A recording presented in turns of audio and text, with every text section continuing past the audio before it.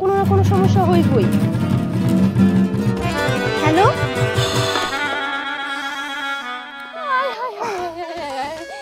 আমার রুটি তরকারি সব পুড়ে গেছে। আল্লাহ, আমি কত কষ্ট করে এটি বানাইছিলাম, সব যে মাটিতে করা করে খাইতেছে।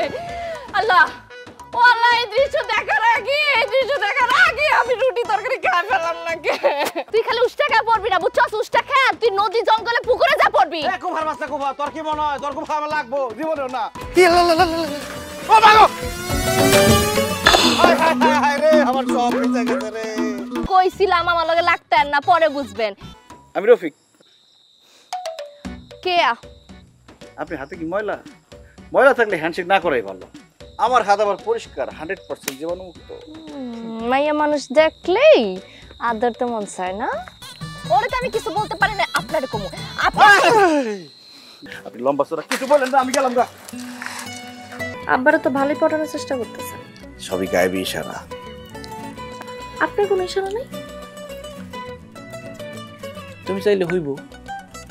আমি চাইলে হইব কেন? আমি আপনি কি? বুঝবা বুঝবা, 2 দিন পরে সবই বুঝবা। চা কিন্তু খুব ভালো বানাবো। প্রত্যেকদিন সকাল সকাল আমার কিন্তু গরম গরম চা খাওয়াইতে হইব, মনে থাকে জানি। হাই। হ্যালো। প্রশ্নের উত্তর পাইছো? কোন প্রশ্ন উত্তর? সেদিন বলতেছিল না তুমি আমার কে, কেন তোমার আব্বারে পটাইতেছিলাম, ওই প্রশ্নে।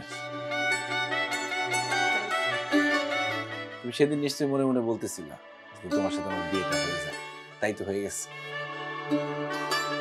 আমার মনের কথা ফলে না, মুখের কথা ফলে। মনের কথাও ফলে।